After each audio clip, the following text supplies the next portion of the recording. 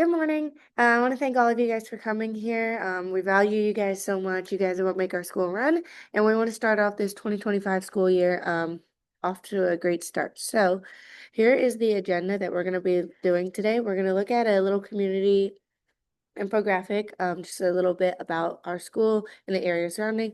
We're going to talk about some data-informed decisions, research-based practices, strategies to promote more inclusivity, strategies to promote more human flourishing, and the strategies to communicate. So to start off this year, we have two goals that we really want to nail. We want to be able to engage families to strengthen that student learning in our school and also outside of the school. And then we also want to create that inclusive environment. We want to promote it in the learning and our school ethos and culture. And then we want to also meet the school needs, of course.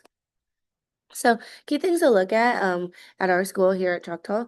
We are a high school grades 9 through 12 with an extremely successful IB program. As you can see down here in the bottom left, a lot of the schools that feed to us, kids and families are pushing to come to us. So we are at capacity because of our IB program. We have a strong, vigorous course that we have here, and families really like that. We also are a huge military town, so we see a lot of one-parent households. One parent's gone a lot. And we also are in a very high poverty area. It's a tourist town, so when tourist season's over, so a lot of the work dries up out here. So we have about half of our kids are eligible for free and reduced lunch.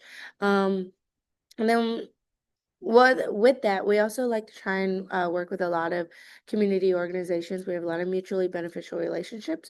We work with them, they work with us to help provide more support and back our students and their families.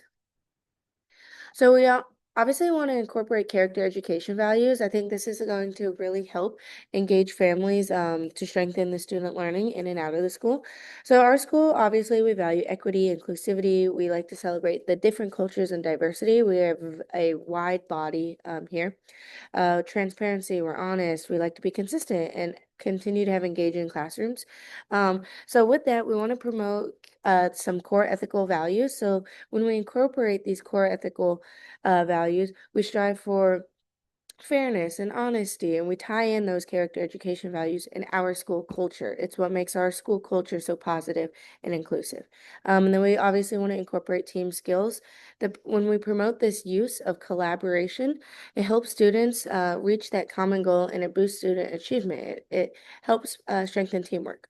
And then creativity. We're always striving to use the creativity section of character education as it aligns their values of creating more engaging classrooms. It strengthens student learning in the classroom, and it allows them to be more creative outside of the classroom. Obviously, when we make decisions, we want to use data related back to our equitable goals.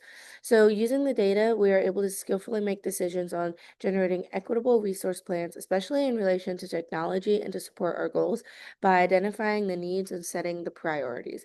We we have to understand that socioeconomic status, it does correlate to lower educational achievement, poverty, and poor health. So with that in mind, we want to try and close that gap and set our priorities correctly. So using the data to help close these gaps, um, and provide resources to help students who are of a lower socioeconomic status. We have programs for military families who relocate. The child might be on a totally different learning track, and so that's a big priority for us. We obviously want to have equitable resources allotment or allocation. So using this data, we can see the disparities and understand what programs may need more resources, or maybe a program is really succeeding and we can channel some of those funds to another program. And then technology, we always want to be able to use technology to close gaps in those areas. So as mentioned in our SIP, we want to improve math scores. So the math classes are given iPads and so forth.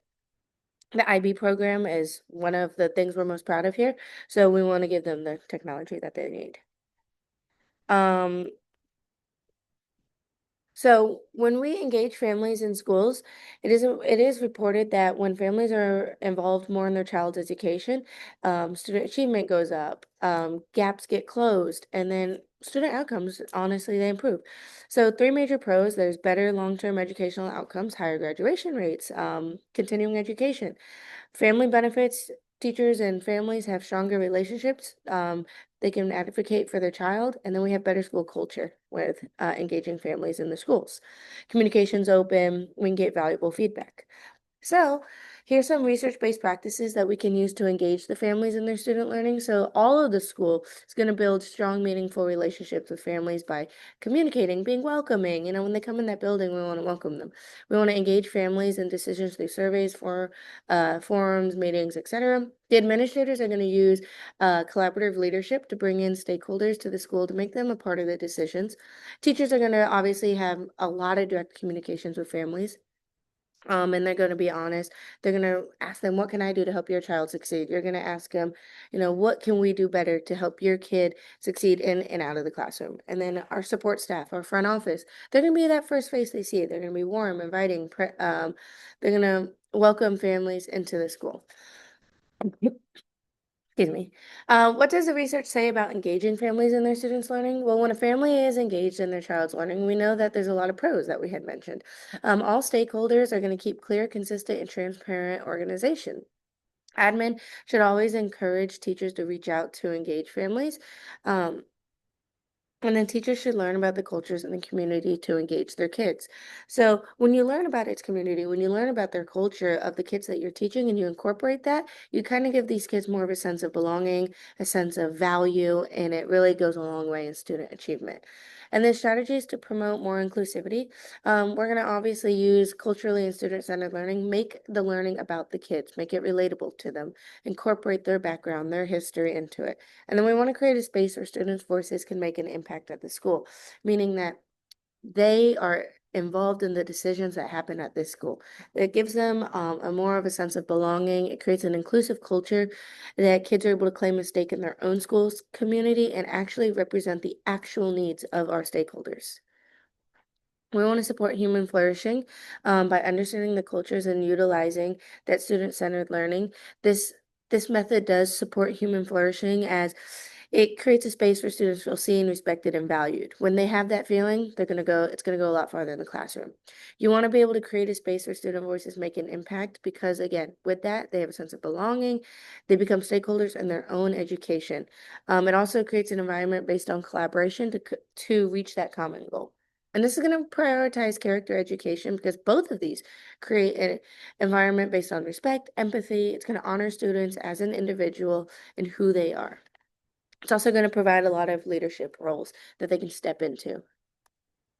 The importance of stakeholders making these decisions, we need to bring them in because they claim a stake in this school. We need them because we need an inclusive environment where every voice can matter.